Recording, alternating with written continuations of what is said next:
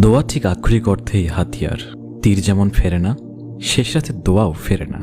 দোয়া কত বড় হাতিয়ার এবং আক্ষরিক অর্থেই হাতিয়ার, এটা যদি বান্দা বুঝতো, আমরা যদি বোঝার মতো করে বুঝতাম, তবে কাজকর্ম ছেড়ে দিয়ে দোয়াই মজে যেতাম। কিন্তু আল্লাহ চান আমরা পার্থিব মাধ্যমও ব্যবহার করি, কামাই, রুজি, গবেষণা, প্রযুক্তি এবং অপার্থিব মাধ্যমও ব্যবহার করি, দোয়া, আমল, কোরআন। কখনো ভেবেছেন তাকদীর হলো সমস্ত সৃষ্টির মাঝে সবচেয়ে শক্ত, অটল, অলঙ্ঘ্য বিষয়। সেই তাকদীরও বদলানোর শক্তি রাখে দোয়া।